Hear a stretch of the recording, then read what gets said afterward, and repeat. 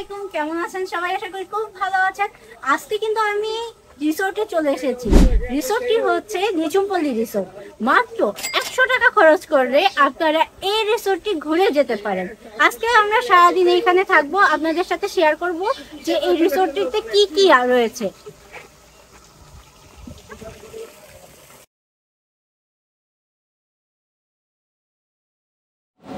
নিঝুমপল্লী রিসোর্টটি পূর্বাচলে পড়েছে। পূর্বাচলে যাওয়ার পথে এই রিসোর্টটি পেয়ে যাবেন। এইটা জিন্দা পার্কের পরে।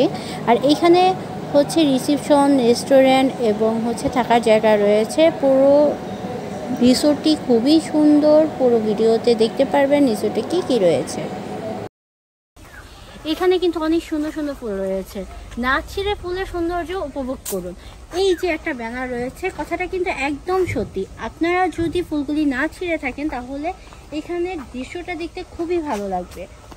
আচ্ছা, প্রবেশের শুরুতেই আপনারা এইরকম হচ্ছে নেট দিয়ে গেট পাবেন, নেট দিয়ে তৈরি করে একটা গেট পাবেন।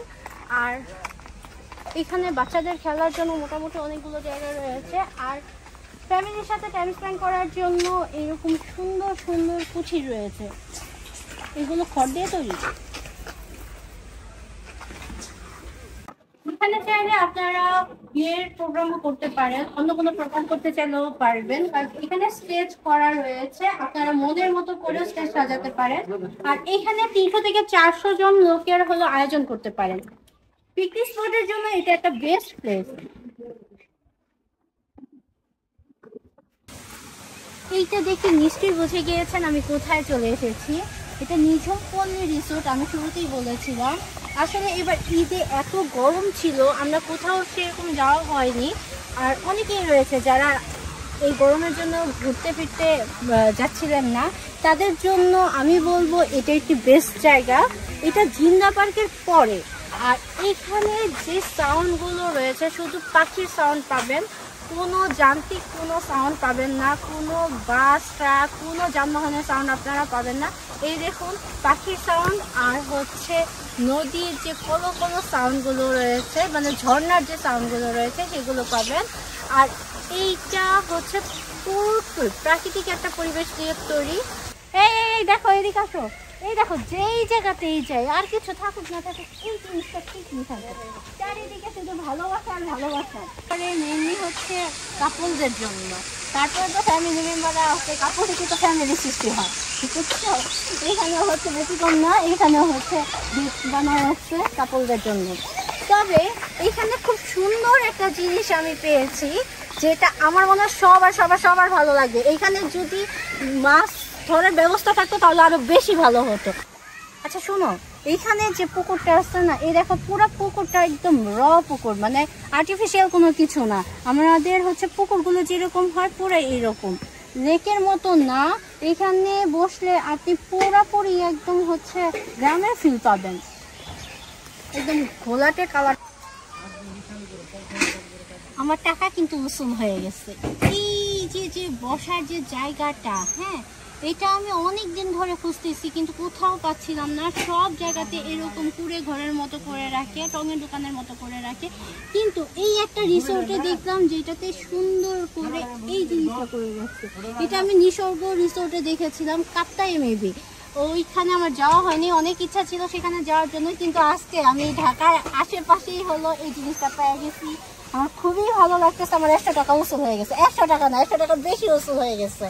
আর একটা কথা বলি, আমার যে জিনিসটা এখনো বারবার মিসিং লাগতেছে, যে এই জায়গাতে পুকুর পাড়ে যদি একটা বড়শি থাকতো, মাছ ধরার ব্যবস্থা থাকতো, তাহলে খুবই ভালো হতো। দরকার পরে মাছের গুলো হলো রিসোর্টের মালিককে আমি দিয়ে দিতাম, কোনো সমস্যা নেই, কিন্তু এই ব্যবস্থাটা খুব ভালো হতো।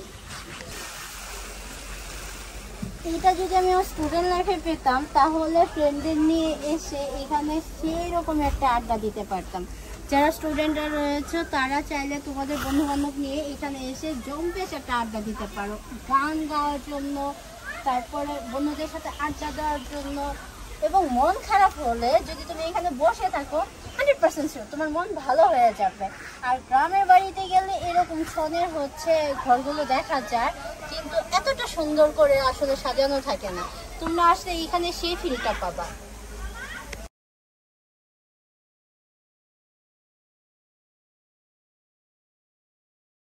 এখানে আরো একটি স্পট রয়েছে, সেলফি স্পট। এখানে ওইটার তুলনায় এটা একটু ছোট, আর এইখানে হচ্ছে মচার ব্যবস্থা করে দিয়েছে, চাইলে আপনারা সামনে বসে থাকতে পারেন।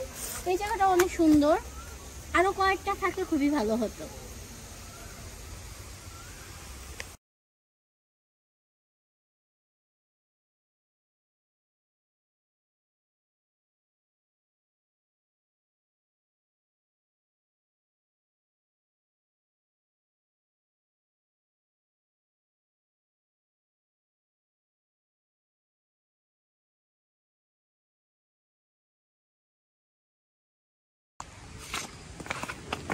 ওয়াও, খুবই সুন্দর একটি জায়গা। যদি বিকেলে এরকম জায়গাতে নাস্তা করা যায় তাহলে তো আর কথাই নেই।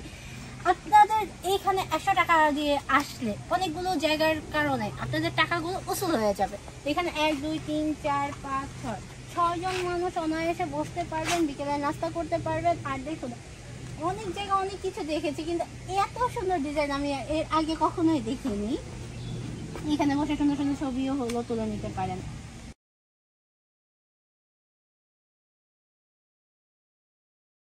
এখানে বিভিন্ন রেঞ্জের রুম রয়েছে, 5,600 থেকে 10,000 টাকার মধ্যে আপনারা রুম পেয়ে যাবেন। এই রুমের সাথে আপনারা সুইমিং পুল পাবেন।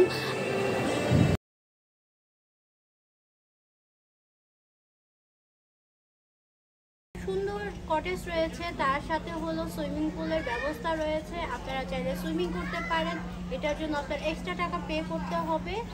আর যদি আপনারা ডে লং প্যাকেজ নেন, সেইখানে এই সুইমিংটা সাথে ফ্রি পাবেন। যদিও রিসোর্টটি খুবই সুন্দর, কিন্তু এখানে যাতায়াত ব্যবস্থাটা আমার পছন্দ হয়নি। আমার যে জায়গাটা অনেক ভালো লেগেছিল তা হচ্ছে এই দুইটা সেলফি স্পট যে রয়েছে সেটা। এইখানে রয়েছে, পাশে রয়েছে ওই ডিমের স্পটটা, আর এই দিকতে হলো প্রবেশ করা যায়।